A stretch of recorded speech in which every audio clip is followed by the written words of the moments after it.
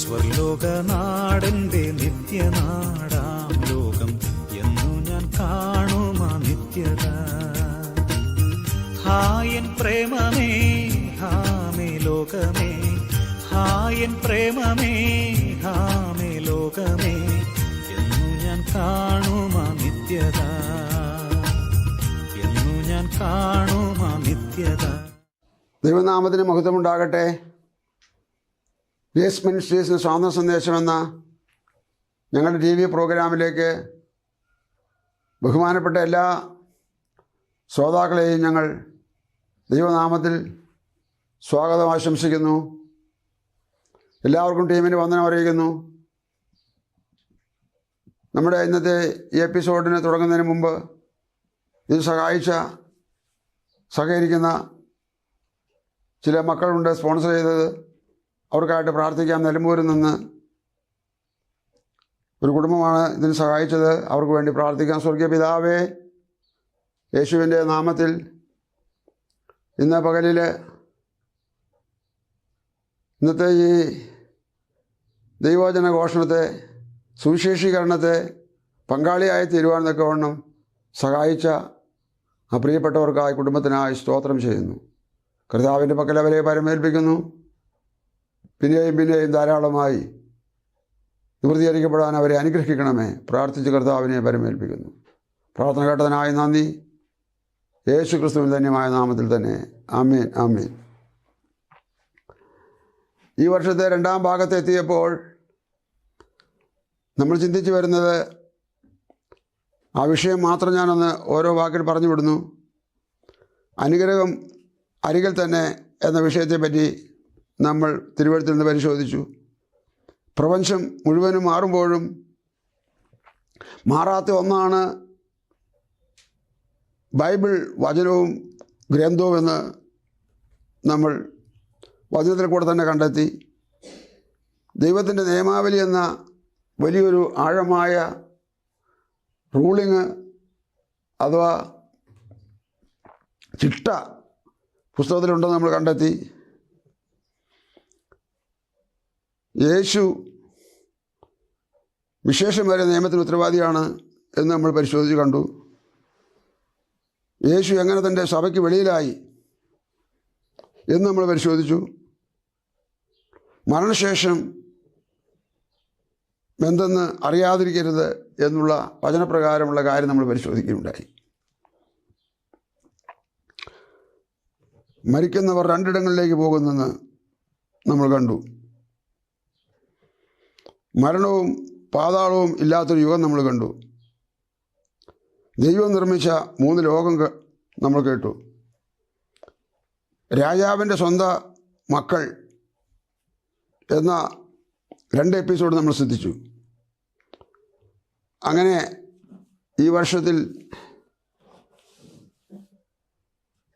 ഏറെ കാര്യങ്ങൾ പുതുതായി പരിശോധിക്കാനും കണ്ടുപിടിക്കാനും ഇടയാക്കി. 2024 അവസാനം വരെ എനിക്ക് ലഭിക്കാത്ത ദർശനങ്ങൾ, വെളിപ്പാടുകൾ ലഭിച്ചതിൻ്റെ പേരിൽ ഞാൻ സന്തുഷ്ടനാണ്. അത് നിങ്ങളുടെ മുമ്പാകെ കൊണ്ടുവരുവാൻ എന്നെ ദൈവം സഹായിച്ചതിൽ ഞാൻ സന്തോഷിക്കുന്നു. അതെല്ലാം കഴിഞ്ഞ് ഇന്നത്തെ ഒരു വിഷയം പറയുന്നു. ആ വിഷയം പറയുന്നതിൻ്റെ കാരണം എന്നെ വിളിച്ച് പ്രാർത്ഥന ആവശ്യപ്പെടുന്ന ധാരാളം പേരുണ്ട്. അതൊന്നും ഞാൻ ഈ TV പ്രഭാഷണത്തിൽ വെളിപ്പെടുത്താറില്ല, വെളിപ്പെടുത്തുകയുമില്ല. അതിൽ ഏറ്റവും കൂടുതൽ ഞാൻ പരിശോധിച്ചപ്പോൾ കണ്ടെത്തിയത് സാമ്പത്തികമായ ബുദ്ധിമുട്ട് അനുഭവിക്കുന്ന, കടഭാരത്താൽ ഭാരപ്പെടുന്ന വ്യക്തികളെയാണ്. എനിക്ക് തോന്നി അന്നു മുതൽ പ്രാർത്ഥിച്ചുകൊണ്ടിരിക്കുമ്പോൾ എൻ്റെ മനസ്സിലുണ്ടായ നിയോഗം, സാമ്പത്തിക വിഷയത്തെക്കുറിച്ച് ദൈവത്തിൻ്റെ പരിപാടി എന്താണ്?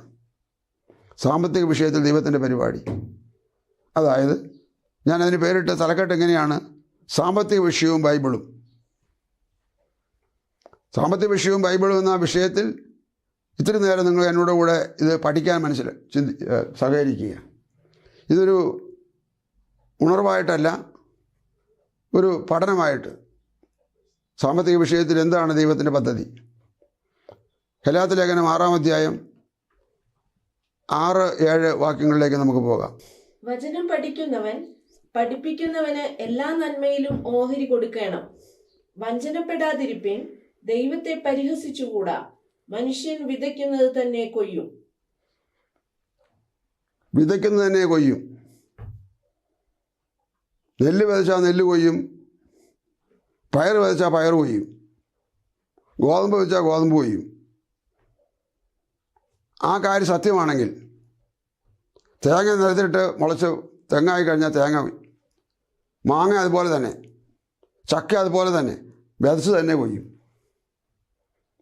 കൊയ്യുമ്പോൾ ഞാൻ നിങ്ങൾ ഓർക്കേണ്ട ഒരു കാര്യം, ഇട്ടിടത്തോളമല്ല തിരിച്ചു വരുന്നത് എന്ന് പറഞ്ഞാൽ നട്ടിടത്തോളമല്ല മടങ്ങി വരുന്നത്. ആ നട്ടിടത്തോളം മടങ്ങി കിട്ടുന്നത് നഷ്ടക്കച്ചവടമാണ്. ഒത്തിരി ഒത്തിരി മടുപ്പും ഇല്ലാതെയും പോകും, കൃഷിപ്പണിയില്ലാതെയായി പോകും. വിതച്ച് തന്നെ കൊയ്യും. ഇവിടെ പറഞ്ഞത് 6-ാം വാക്യത്തിൽ നിങ്ങൾ ശ്രദ്ധിക്കാൻ വേണ്ടി ഒന്നുകൂടി വായിക്കുകയാണ്. വചനം പഠിക്കുന്നവൻ പഠിപ്പിക്കുന്നവന് എല്ലാ നന്മയിലും ഓഹരി കൊടുക്കണം. എല്ലാ നന്മയിലും ഓഹരി കൊടുക്കണം. അടുത്ത വാക്യം എന്താ? വഞ്ചനപ്പെടാതിരിപ്പിൻ. കൊടുക്കാതിരിക്കുന്ന ഒരു വഞ്ചനയാണ്. പിന്നെ ദൈവത്തെ പരിഹസിച്ചുകൂടാ. കൊടുക്കാതിരിക്കുന്ന ദൈവത്തെ പരിഹസിക്കലാണ്. പിന്നെ മനുഷ്യൻ വിതയ്ക്കുന്നത് തന്നെ കൊയ്യും. ദൈവത്തെ പരിഹസിക്കരുത്, തന്നെത്താൻ വഞ്ചിക്കരുത്. ദൈവത്തെ പരിഹസിക്കരുത്, തന്നെത്താൻ വഞ്ചിക്കരുത്. അതിന് മുന്നറിയിപ്പാണ് ആദ്യ വാക്യത്തിൽ പറഞ്ഞത്. എല്ലാ നന്മയിലും ഓഹരി കൊടുക്കണം. എങ്ങനെയാണ് ഓഹരി കണ്ടെത്തുക? പലരും എന്നോട് പറഞ്ഞിട്ടുണ്ട് ഓഹരിയെക്കുറിച്ച്. അത് ബൈബിൾ അടിസ്ഥാനത്തിലല്ല. അതിന് ബൈബിൾ അടിസ്ഥാനമുണ്ടോ? ഞാൻ നിങ്ങളോട് വളരെ വണക്കത്തോടെ കൈകൂപ്പി വിനയപരിസരം പറയുന്നത്, ബൈബിൾ ഭാര്യയോട് എങ്ങനെ ഇടപെടണമെന്നുണ്ട്, മക്കളോട് എങ്ങനെ ഇടപെടണമെന്നുണ്ട്, മാതാപിതാക്കളോട് എങ്ങനെ ഇടപെടണമെന്നുണ്ട്, അയൽവാസിയോട് എങ്ങനെ ഇടപെടണമെന്നുണ്ട്, കൂട്ടായ്മക്കാരോട് എങ്ങനെ ഇടപെടണമെന്നുണ്ട്. ഓരോ കാര്യങ്ങളെക്കുറിച്ചും പരിശോധിക്കുമ്പോൾ ബൈബിൾ അത് സംസാരിക്കുന്നുണ്ട്. സാമ്പത്തിക വിഷയത്തിൽ അത് പറയുന്നുണ്ട്.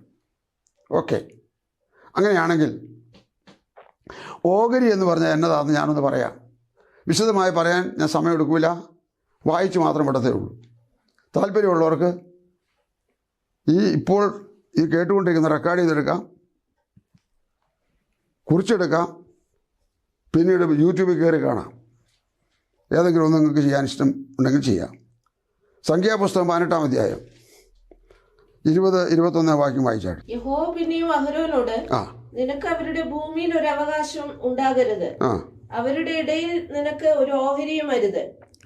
ഇസ്രായേൽ മക്കളുടെ ഇടയിൽ ഞാൻ തന്നെ നിന്റെ ഓഹരി അവകാശവുമാകുന്നു എന്ന് അരുളി ചെയ്തു. ദൈവമാണ് ഓഹരി, ദൈവമാണ് അവകാശം. ആ ഓഹരിയുടെ അളവ് സ്തോത്രം. ലേവ്യപുസ്തകം 27-ാം അധ്യായം നോക്കാം. 27, 30, 31 വാക്യങ്ങൾ. നിലത്തിലെ വിത്തിലും വൃക്ഷത്തിന്റെ ഫലത്തിലും ദേശത്തിലെ ദശാംശമൊക്കെയും യഹോവയ്ക്കുള്ളതാകുന്നു. അത് യഹോവയ്ക്ക് വിശുദ്ധം. ആരെങ്കിലും തന്റെ ദശാംശത്തിൽ ഏതാനും വീണ്ടെടുക്കുന്നുവെങ്കിൽ അതിനോട് 5-ൽ 1 കൂടെ ചേർത്ത് കൊടുക്കണം. ആ ദശാംശത്തിൽ നിന്ന് എന്തെങ്കിലും സ്വന്തമായിട്ട് ആവശ്യത്തിന് തൽക്കാലം എടുത്തു പോയാൽ ഫൈൻ അടയ്ക്കണം. ദശാംശം എന്ന് പറഞ്ഞാൽ 10-ൽ 1, സകലത്തിൻ്റെയും 10-ൽ 1. സ്തോത്രം. ദൈവത്തിൻ്റെയാണ്. എന്ത് കിട്ടിയാലും എന്തുണ്ടായാലും 10-ൽ 1 ദൈവത്തിൻ്റെയാണ്. എന്നോടെങ്കിലും ഒരു പ്രൊഫസർ ചോദിച്ചു, എൻ്റെ സഭയിലെ ഒരു സഹോദരനായിരുന്നു, അദ്ദേഹം മറ്റു സമൂഹത്തിൽ നിന്ന് വന്നതാണ്, ക്രിസ്ത്യൻ മൂവ്മെൻറ്റുള്ള ആളായിരുന്നു, ഗസറ്റ് റാങ്കുള്ള ആളാണ്. അദ്ദേഹത്തിൻ്റെ കൊച്ചിന് വേണ്ടി ഞാൻ പ്രാർത്ഥിച്ചപ്പോൾ ദൈവം അത്ഭുത സൗഖ്യം കൊടുത്തുകൊണ്ടാണ് വരാൻ കാരണമായത്. അദ്ദേഹം കർണാടകയിൽ ഇഞ്ചി കൃഷി ചെയ്യുന്ന ആളാണ്. ഇവിടെ ജോലിയുണ്ട്, ഇഞ്ചി കൃഷിയും ചെയ്യുന്നുണ്ട്. എന്നോട് വെച്ച്, പാസ്റ്ററെ,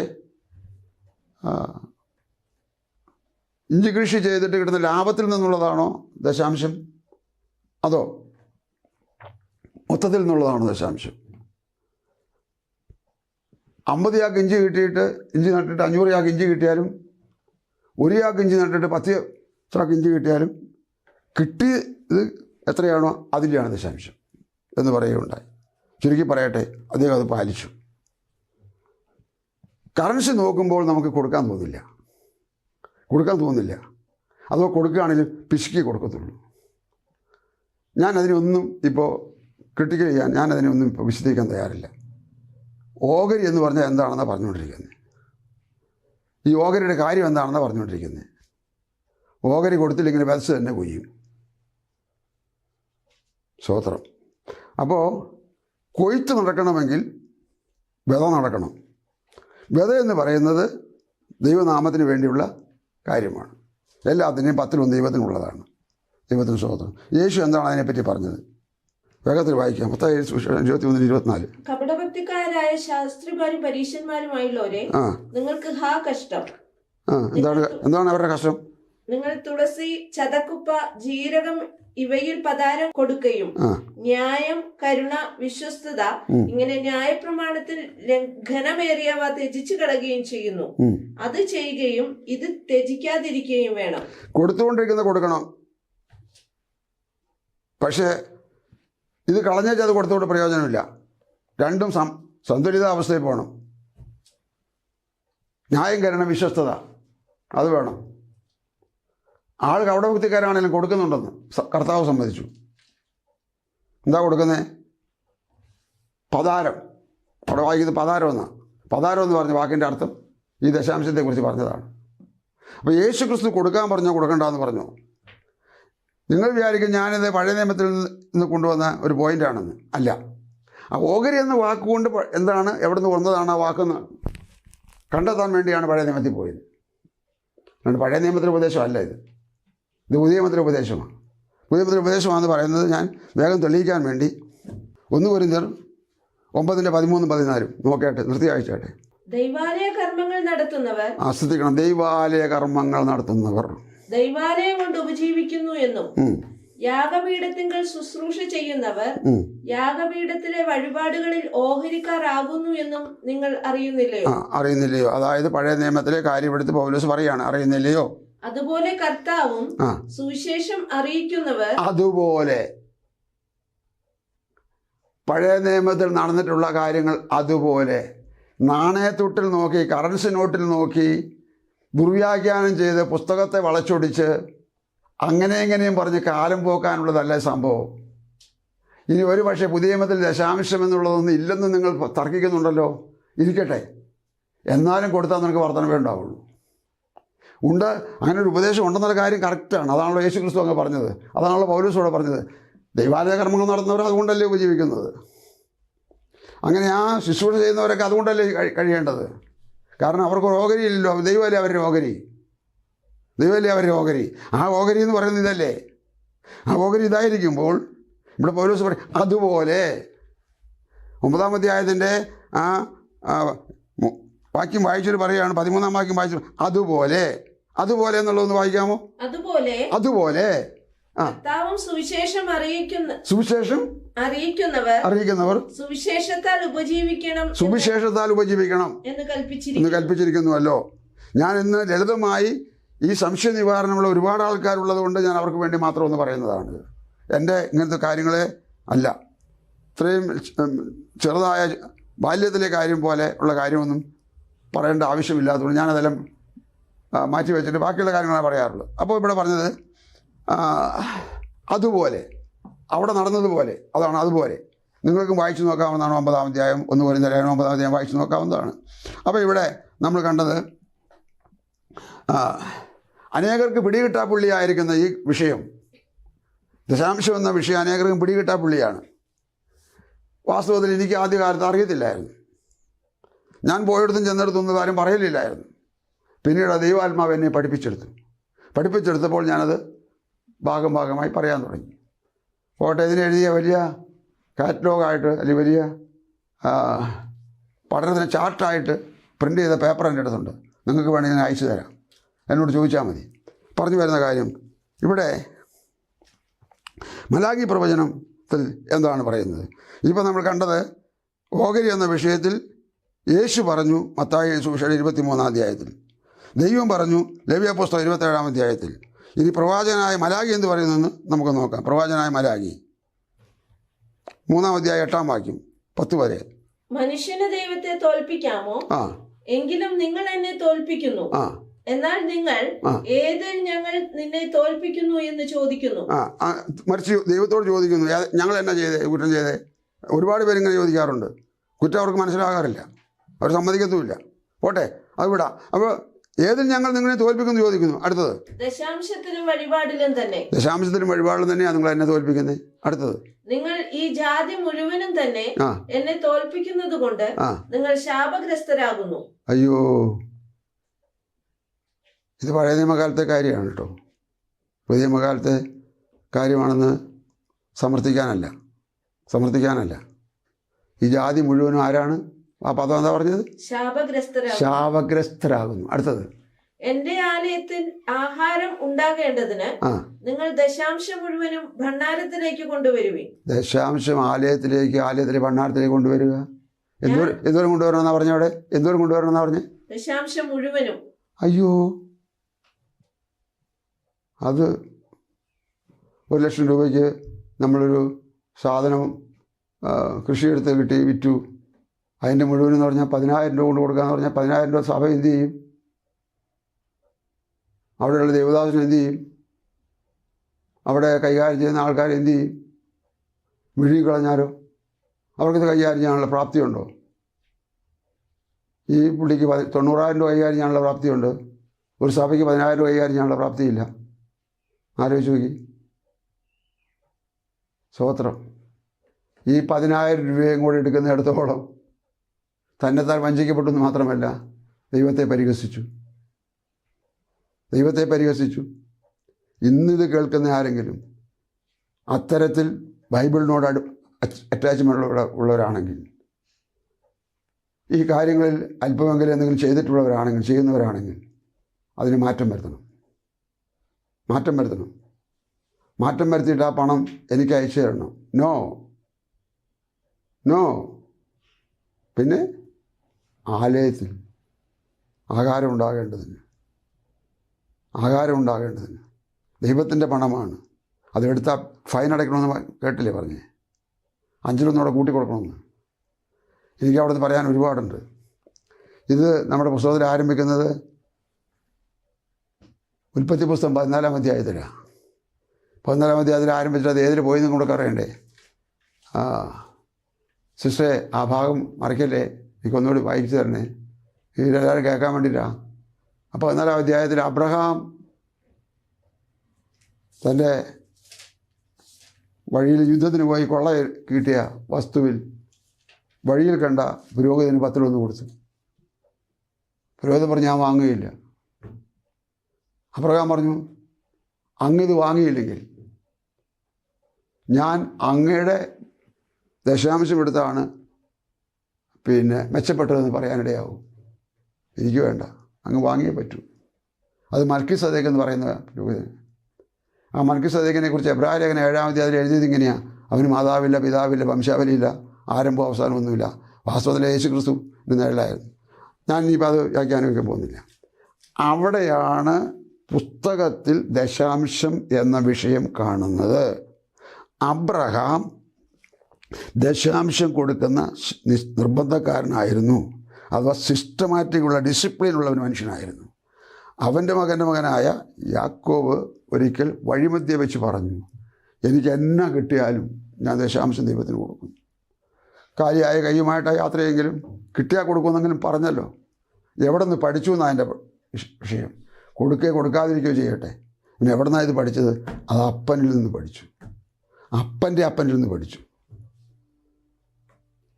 വീട് അനുഗ്രഹിക്കപ്പെടണമോ? Yes or no? പഠിക്കണമോ? അത് അനുഗ്രഹിക്കപ്പെടണമോ? കേട്ടോളൂ. വീട്ടിൽ തുടങ്ങണം. വീട്ടിലുള്ളവർ തുടങ്ങണം. വീട്ടിലെ അപ്പൻ രക്ഷിക്കപ്പെട്ടതാണെങ്കിൽ, അപ്പൻ ദൈവസഭയിൽ പോകുന്നതാണെങ്കിൽ അവിടെ നിന്ന് തുടങ്ങണം. അവരെങ്ങനെ കൈകാര്യം ചെയ്തു, എത്ര കൈകാര്യം ചെയ്തു, അത് അന്വേഷിക്കേണ്ട പണി നിങ്ങൾക്കല്ല, അത് ദൈവത്തിൻ്റെ പണിയാണ്. മറ്റൊന്ന്, നിങ്ങൾ കൊടുക്കുന്നത് നിങ്ങളുടെ അല്ല, ദൈവത്തിൻ്റെയാണ് കൊടുക്കുന്നത്. നിങ്ങൾക്ക് 9 മേനിക്ക് അവകാശമുള്ളൂ. ഒരു മേനി ദൈവത്തിനുള്ളതാണ്. സ്തോത്രം. എബ്രായലേഖനം 7-ാം അധ്യായം അതിൻ്റെ ഒരു വാക്യം നമുക്ക് നോക്കണം. എബ്രായലേഖനം 7-ാം അധ്യായത്തിൻ്റെ 2-ാം വാക്യം 8-ാം വാക്യം വായിച്ചേ. 2-ാം വാക്യം. അബ്രഹാം അവന് സകലത്തിലും 10-1 കൊടുത്തു. ഈ മൽക്കീസേദെക്ക് എന്ന വ്യക്തിക്ക് 10-1 കൊടുത്തു. വായിച്ചേ. അവന്റെ പേരിന് ആദ്യം നീതിയുടെ രാജാവെന്നും പിന്നെ ശാലേം രാജാവ് എന്ന് വെച്ചാൽ സമാധാനത്തിന്റെ രാജാവ് എന്നും അർത്ഥം. അത് മനുഷ്യനല്ല ആയിരുന്നില്ല. പോട്ടെ, മനുഷ്യൻ കൊടുത്തു. വായിച്ചു. 8-ാം വാക്യം വായിച്ചു. ഇവിടെ മരിക്കുന്ന മനുഷ്യർ ദശാംശം വാങ്ങുന്നു, അവിടെയോ ജീവിക്കുന്നു എന്ന സാക്ഷ്യം പ്രാപിച്ചവൻ തന്നെ. അവന് മരണമില്ലാത്ത ആളായിരുന്നു. ഈ മൽക്കീസേദെക്ക് എന്ന് പറയുന്ന പുരോഹിതന് മരണമില്ലാത്ത ആളായിരുന്നു. അത് ആത്മീയ മർമ്മത്തിൽ അതങ്ങനെ പേരായി ചേർത്ത് പറഞ്ഞതാണ് മൽക്കീസേദെക്ക്. അവന് മരണമില്ല. അവൻ ദശാംശം വാങ്ങി, മരിക്കുന്ന അബ്രഹാമിനോട് ദശാംശം വാങ്ങി, എന്നിട്ട് അതിന് സമർത്ഥിക്കുകയാണ്. അതിൻ്റെ അടുത്തുകൂടി ദശാംശം വാങ്ങുന്ന ലേവിയും അബ്രഹാം മുഖാന്തരം ദശാംശം കൊടുത്തിരിക്കുന്നു എന്ന് ഒരു വിധത്തിൽ പറയാം. മതി. ആ ഭാഗം മതി. അപ്പോൾ ദശാംശം എന്നത് അബ്രഹാം കൊടുത്തു തുടങ്ങിയതായിട്ട് പുസ്തകത്തിൽ കാണുന്നു. അത് മൽക്കീസേദെക്ക് വാങ്ങിയതായിട്ട് കാണുന്നു. ആ കാര്യമെടുത്ത് ലേഖനകാരൻ എബ്രായ ലേഖനം 7-ാം അധ്യായത്തിൽ എഴുതി ചേർക്കുന്നു. നമ്മളിതൊന്നും അംഗീകരിക്കത്തില്ല. അത് പഴയ നിയമത്തിൽ ഉപദേശമാണെന്നാണ് പറയുന്നത്. ആയിക്കോട്ടെ, കൊടുക്കണ്ട. ദൈവത്തെ പരിഹസിച്ചോളി, സ്വന്തമായിട്ട് വഞ്ചിച്ചോളി. തന്നെത്താൻ വഞ്ചിക്കുന്നു, ദൈവത്തെ പരിഹസിക്കുന്നു. ശരി, അങ്ങനെ ഇരിക്കട്ടെ. അങ്ങനെ ഇരിക്കെ ഈ പണത്തിൻ്റെ താല്പര്യം, ഉത്സാഹം എന്ന് പറയുന്നത് ലേവ്യ പുസ്തകം 27:31 ഒന്നുകൂടി വായിച്ചേ. ആരെങ്കിലും തന്റെ ദശാംശത്തിൽ ഏതാനും വീണ്ടെടുക്കുന്നു എങ്കിൽ അതിനോട് 5-1 കൂടെ ചേർത്ത് കൊടുക്കണം. തൽക്കാലം കൊടുക്കാൻ കഴിയാതെ വണ്ണം എടുത്ത് ചെലവാക്കി പോയെങ്കിൽ, എടുത്ത് ഉപയോഗിച്ച് പോയെങ്കിൽ അത് കടം വീട്ടാനായിട്ട് തയ്യാറാകണം. അപ്പോൾ തന്നെ അത്രയും പോരാ, അതിൻ്റെ 5-1 കൂടെ കൂട്ടി കൊടുക്കണം. ഇപ്പോൾ ഇതുവരെ 10-1 കൊടുത്താൽ മതിയായിരുന്നു, എടുത്തു പോയതുകൊണ്ട് 5-1 കൊടുക്കണല്ലേ? വേണ്ട, ഞാൻ പറഞ്ഞുകൊണ്ട് കൊടുക്കണ്ട. പുസ്തകം പറഞ്ഞ് അംഗീകരിക്കാൻ തയ്യാറുണ്ടോ? കൊടുത്തോ. ഈ പുസ്തകം ഓരോരുത്തരോടും ഓരോ വിഷയങ്ങളോടും എങ്ങനെ ഇടപെടണമെന്ന് പറയുന്ന പുസ്തകമാണ്. ഈ ബൈബിൾ സാമ്പത്തിക ശാസ്ത്രം എന്ന വിഷയത്തെ പഠിച്ച് ഞാൻ ചാർട്ട് തയ്യാറാക്കി അച്ചടിച്ച് പ്രിൻ്റ് ചെയ്ത് കൊടുത്തിട്ടുണ്ട് എല്ലാവർക്കും, കുറേ ആൾക്കാർക്ക്. അപ്പോൾ അതിനകത്ത് ഇത് ചേർത്തിട്ടുണ്ട്. ഞാൻ പറഞ്ഞു വരുന്ന കാര്യം എന്താണ്? ഈ പുസ്തകത്തിൽ ഇല്ലാത്ത ഒന്നും ചെയ്യണ്ട. ഈ പുസ്തകത്തിന് പുറത്തുള്ളതൊന്നും ആത്മീകമല്ല, ഭക്തിക്ക് ചേരുന്നതല്ല. ഈ പുസ്തകം എല്ലാവർക്കും എല്ലാറ്റിനും മതിയായതാണ്, എല്ലാ കാലത്തേക്കും മതിയായത്. കാലം മാറി, യുഗം മാറി, അതുപോലെ പിന്നെ വികസനം വന്നു, ഒരുപാട് കണ്ടുപിടുത്തങ്ങളൊക്കെ ആയി എന്നെല്ലാം ആൾക്കാർ വളരെ താല്പര്യമായിട്ട് പറയുന്നുണ്ട്. ഞാൻ ചുമ്മാ തമാശയായിട്ടൊക്കെ ചോദിച്ചു, മഴയ്ക്ക് വ്യത്യാസം വന്നോ? മഴ മാറിയോ? മഴക്കാലം മാറ്റാൻ പറ്റുമായിരുന്നോ? ചൂടുകാലം മാറ്റാൻ പറ്റുമായിരുന്നോ? ഇല്ല. പിന്നെ മനുഷ്യൻ്റെ പ്രാഥമിക കാര്യങ്ങൾക്ക് എന്തെങ്കിലും മാറ്റം വന്നിട്ടുണ്ടോ? ഇല്ല. പിന്നെ അങ്ങനെ പണമുണ്ടാക്കാനുള്ള വിവിധ മാർഗങ്ങൾ കണ്ടുപിടിച്ചു, അങ്ങനെയൊക്കെ ചെയ്യുന്നു, വർദ്ധിപ്പിക്കുന്നു. ശരി, ഇരിക്കട്ടെ, എങ്ങനെയെങ്കിലും ആകട്ടെ. എന്തെല്ലാം മാറി എന്ന് പറഞ്ഞാലും സൂര്യൻ മാറിയോ, ചന്ദ്രൻ മാറിയോ, നക്ഷത്രം മാറിയോ, ദൈവം മാറിയോ, വേദോസ്തവം മാറിയോ? അന്നത്തെ സഭയാണോ ഇന്നത്തെ സഭ? ആ സഭയ്ക്ക് അന്നുണ്ടായിരുന്ന ഉപദേശമാണോ ഇന്നത്തെ സഭയ്ക്ക്? ഈ പ്രമാണമായിരുന്നു അന്നുണ്ടായിരുന്നത്, അതോ പ്രമാണം മാറിയോ? രക്ഷപ്പെടാൻ വേണ്ടി എന്തെല്ലാം തരികടങ്ങളാണ് നമ്മൾ കണ്ടുപിടിച്ച് പറഞ്ഞു ഒപ്പിക്കുന്നത്. എൻ്റെ പ്രിയരെ, ഇതൊന്നും കഥയുള്ള കാര്യങ്ങളല്ല ഈ പറയുന്നതൊന്നും. അടിസ്ഥാനമില്ല. ദൈവത്തിന് സ്തോത്രം. അതുകൊണ്ട് ഞാൻ വേഗത്തിൽ അവസാനിപ്പിക്കാൻ വേഗം മുന്നോട്ട് വരട്ടെ. മലാഖിയിലെ ആ പ്രവചനം വായിച്ചപ്പോൾ 10-ാം വാക്യത്തിൽ എത്തിയപ്പോൾ അവിടെ പറഞ്ഞത്, 10-ാം വാക്യത്തിൽ ഒരു പ്രത്യേക കാര്യം പറഞ്ഞു. മലാഖി 3:10 ഒരു പ്രത്യേക കാര്യം പറഞ്ഞു. എന്റെ ആലയത്തിൽ ആഹാരം ഉണ്ടാകേണ്ടതിന് നിങ്ങൾ ദശാംശം മുഴുവനും ഭണ്ഡാരത്തിലേക്ക് കൊണ്ടുവരുവിൻ. മുഴുവനും കൊണ്ടുവരിക. സ്വത്രം കൊണ്ടുവരിക. പണ്ടുള്ളവർ ചെയ്തു വന്ന അതുപോലെ ഈ കാര്യം ഇവിടെയും ചെയ്യുക. അതുപോലെ ചെയ്യുക. സ്വത്രം. അല്ലെങ്കിൽ ദൈവത്തെ പരിഹസിക്കണ്ട. സ്വതന്ത്രം. നിങ്ങൾക്ക് ഒരു തീരുമാനമെടുത്ത് 6 മാസം ടെസ്റ്റ് ചെയ്ത് നോക്കാമോ? 1 വർഷം ദൈവത്തെ ഒന്ന് പരീക്ഷിച്ച് നോക്കാമോ? ദൈവത്തെ പരീക്ഷിക്കുന്ന ഒറ്റ വാക്ക് വേദപുസ്തകത്ത് കണ്ടിട്ടുള്ളൂ ഞാൻ. അത് മലാഖി 3-ാം അധ്യായത്തിലാണ്. എന്തിൻ്റെ പേരിൽ? കൊടുത്തു നോക്കൂ, ഞാൻ കിളിവാതിൽ തുറക്കും. കിളിവാതിൽ. എവിടെ കിളിവാതിൽ തുറക്കും? ആകാശത്തിന് കിളിവാതിൽ തുറക്കും. എന്തിനു വേണ്ടി തുറക്കും? ഇങ്ങനെ പ്രമാണം പാലിച്ചവനെ അനുഗ്രഹിക്കാൻ വേണ്ടി, സ്ഥലം പോരാതെ വരുവോളം കൊടുക്കാൻ വേണ്ടി കിളിവാതിൽ തുറക്കും. കിളിവാതിൽ തുറക്കും. സ്തോത്രം, സ്തോത്രം. ഈ കഴിഞ്ഞ 8 വർഷം ഈ TV പ്രോഗ്രാം ഞാൻ നടത്തിയതും, ഞാനിവിടെ മറ്റൊരു വീട്ടിൽ താമസിക്കുന്നതും, എൻ്റെ സ്വന്തം കാര്യങ്ങൾക്ക് ആവശ്യങ്ങൾ നിറവേറുന്നതും, മറ്റു കാര്യങ്ങളെല്ലാം സഹായിക്കേണ്ടവരെ സഹായിക്കുന്നതും, ആ എല്ലാ കാര്യങ്ങളും കൂട്ടി വായിച്ചാൽ തുക മാത്രം പറയുന്നില്ല. 3 അക്ഷരത്തിന്മേലെ, 3 അക്ഷരം. വിശ്വാസം. വിശ്വാസം എന്ന 3 അക്ഷരം. ഇതുവരെ എനിക്ക് കുറവ് വന്നിട്ടില്ല. ഞാൻ വിശ്വസിക്കുന്നു കുറവ് വരില്ല. എന്താ കാര്യം? എൻ്റെ നേരെ ആകാശത്തിന് വാതിൽ തുറന്നിരിക്കുക. അടഞ്ഞു കിടന്ന വാതിൽ തുറന്നിരിക്കുക. നിങ്ങളുടെ നേരെ തുറന്ന വാതിലാണോ അടഞ്ഞ വാതിലാണോ ഉള്ളത്? ഞാൻ ശാന്തമായിട്ട് ഇങ്ങനെ പതുക്കെ പറഞ്ഞ് നിങ്ങളെ മനസ്സിലാക്കി തരുന്നത്. ആരെങ്കിലും അനുഗ്രഹിക്കപ്പെട്ടെങ്കിലും ആയിക്കോട്ടെ, എനിക്ക് തരണ്ട. ഞാൻ ചോദിക്കുന്നുമില്ല. ദൈവവേലയ്ക്ക് കൊടുത്താൽ അത് വേറെ, അത് 10 മടങ്ങ് വർധനയാണ്. കുടിപ്പിന് എന്നാൽ കിട്ടുമെന്ന് പറയുമ്പോൾ ഒരു കാര്യം ഓർക്കണം, എന്നാലേ കിട്ടുള്ളൂ. കൊടുക്കുന്നവനേ കിട്ടുള്ളൂ. അതാ എന്നാൽ എന്നാൽ കിട്ടും. പോട്ടെ, നമുക്ക് ആ ഭാഗമൊക്കെ വിടാം. ഈ പകലിൽ ഈ വചനം കേട്ടത് കഴിഞ്ഞ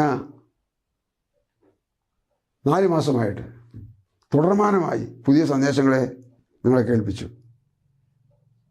ഇന്ന് ഒരു പഴയ സന്ദേശം എന്ന നിലയിൽ നിങ്ങളുടെ ഒരുപാട് പേരുടെ സംശയങ്ങൾ മാറാൻ വേണ്ടി, നിങ്ങളൊരു തീരുമാനത്തിലെത്താൻ വേണ്ടി, നിങ്ങളുടെ ക്രമീകരണത്തിലെത്താൻ വേണ്ടി, എന്നോ കിട്ടിയാലും ഒരു ചെറിയ ഒരു പാത്രം വെച്ചിട്ട് അതിന് 10 അതിനകത്ത് ഇടുക. ദൈവാത്മാവ് നിങ്ങൾക്ക് തോന്നിക്കുന്ന സ്ഥലത്ത് ഇത് കൊടുക്കുക. ദൈവവേലയ്ക്ക് ഉപയോഗപ്പെടട്ടെ, ദൈവാലയത്തിന് ഉപയോഗപ്പെടട്ടെ, ദൈവവേലക്കാർക്ക് ഉപയോഗപ്പെടട്ടെ. കൊടുക്കുന്നില്ലേ? സന്തോഷം. എന്തു ചെയ്യാം? നിങ്ങൾ നാണയത്തൊട്ട് കണ്ടപ്പോൾ ദൈവത്തെ തള്ളിക്കളഞ്ഞു, ദൈവവചനത്തെ തള്ളിക്കളഞ്ഞു. അതാണ് ദൈവത്തെ പരിഹസിച്ചുകൂടാന്ന് പറഞ്ഞത്. ശരി, നമുക്കിവിടെ അവസാനിപ്പിക്കാം. നമുക്ക് ഒരുമിച്ച് പ്രാർത്ഥിക്കാം. ദൈവാത്മാവ് നിങ്ങളെ നേർവഴി നടത്താൻ ഇടയാകട്ടെ എന്ന് പറഞ്ഞുകൊണ്ട് ഇന്നത്തെ നമ്മുടെ ഈ ചിന്ത സാമ്പത്തിക വിഷയവും ബൈബിളും തമ്മിൽ ടച്ചിങ് ആണ്. അവർ തമ്മിൽ അറ്റാച്ച്മെൻ്റാണ്. അവർ തമ്മിൽ ഒന്നാണ്. അതിനെക്കുറിച്ചുള്ള മാർഗരേഖ, അതിനെക്കുറിച്ചുള്ള നേർവഴി, അതിനെക്കുറിച്ചുള്ള ക്രമീകരണം ഓർഡറിലായിട്ട് പുസ്തകത്തിൽ പറഞ്ഞിട്ടുണ്ട്. നോക്കാം, പഠിക്കാം, അനുകരിക്കാം. സ്വർഗീയ പിതാവേ, യേശുവിൻ നാമത്തിൽ ഈ പകലിൽ വചനം കേട്ടവരായ എല്ലാവർക്കും വേണ്ടി പ്രാർത്ഥിക്കുന്നു. എന്താണ് ഓഹരിയെന്ന്, എന്താണ് ദശാംശമെന്ന്, ഏത് കാലത്താണതെന്ന്, ആർക്കാണിതെന്ന്, എന്തിനു വേണ്ടിയാണിതെന്ന് പറഞ്ഞു കേൾപ്പിച്ചല്ലോ. അവരോട് ദൈവം ബോധ്യം വരുത്തണമേ, അവരോട് ദൈവം ഗ്രഹിപ്പിക്കണമേ, ഇടപെട്ട് മനസ്സിലാക്കി കൊടുക്കണമേ. പ്രാർത്ഥിക്കുന്നു. കർത്താവ് അങ്ങനെ ചെയ്യുമെന്ന് വിശ്വസിക്കുന്നു. ഇതിനാൽ അവർ നാൾതോറും അനുഗ്രഹിക്കപ്പെടാൻ ഇടയാകട്ടെ കർത്താവേ. വിതച്ചത് കൊയ്യുമെന്നുള്ളത് കൊണ്ട് കർത്താവേ, ഞങ്ങളിത് കൊടുത്താൽ ഒരു കൊയ്ത്ത് ഞങ്ങൾക്കുണ്ട് എന്ന നല്ല ഓർമ്മ എല്ലാവർക്കും നൽകണമേ. മഹത്വം അങ്ങേക്ക് നൽകുന്നു, യേശു ക്രിസ്തുവിൻ ധന്യമായ നാമത്തിൽ തന്നെ. ആമേൻ. Praise the lord. God bless U.